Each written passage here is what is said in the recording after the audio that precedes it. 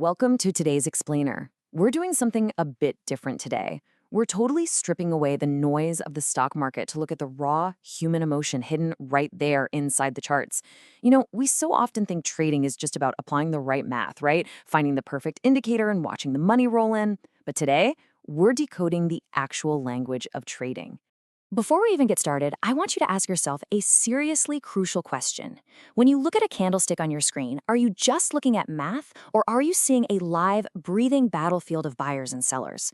Because the exact moment you stop seeing a chart as just numbers and start reading it as a real story of human behavior, somebody's fear, somebody's greed, somebody's hope, your entire approach to trading is going to change forever.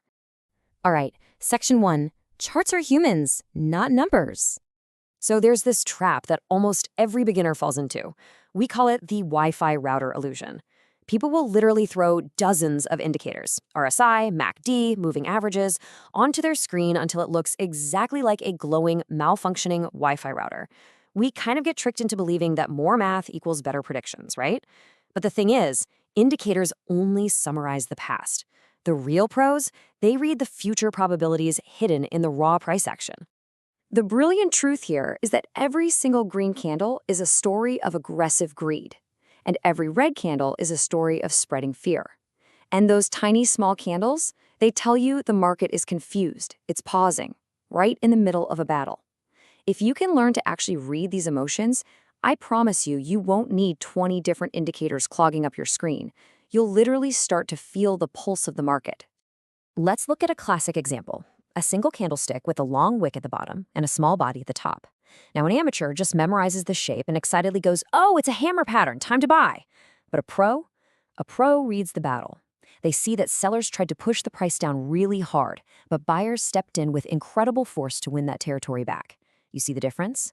One is just memorization. The other is understanding the actual war taking place. Moving on to Section 2, why 90% of traders lose.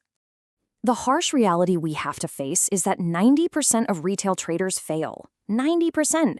And it's not because they don't have some secret magical strategy or incredibly expensive software. It's actually because of a fundamental flaw in their mindset. They're out there fighting themselves just as much as they're fighting the market. See, losing traders often try to predict the future purely out of ego. They try to force their opinion on the market, declaring something like, "The market will definitely go up today." But successful traders? They simply observe reality. They say, "Well, if the buyers remain strong, it goes up. If not, I won't force it." Because, let's face it, the market doesn't respect our opinions. It only respects reality. I actually learned this the hard way through what we can call the memory trap. Picture this. You buy a stock, the indicators look absolutely perfect, and you're in profit. Then, out of nowhere, massive red candles appear and wipe the whole thing out. Why? Because you bought exactly at a zone where other traders had previously been trapped in bad positions. The second the price got back to that level, they panic sold just to break even. Charts actually show us exactly where people were trapped before and where they'll panic again. It's just human memory and emotion driving these repetitive patterns. Which brings us to Section 3, fake breakouts and smart money. I'm sure you felt the pain of buying a quote-unquote perfect breakout. You're driven by major FOMO, fear of missing out, only to watch the price instantly collapse. Every channel is screaming buy, the news is great, you finally jump in and boom, crash. Why does it happen right when you buy? Well, it's because the market actually hurts the most exactly where the crowd is the most confident. Smart money actually uses retail excitement to sell their positions. That's exactly why pros follow 3 vital steps before buying any breakout. First, they check the candle speed. If it moves way too fast, it's just an emotional spike. Second, they verify volume. If the price breaks out but volume is weak, yeah, smart money is likely selling into the hype. And third, they wait for confirmation. They are endlessly patient, making sure they're right rather than rushing to be first. Remember this, amateurs are totally obsessed with finding the perfect entry point on this tiny, microscopic level.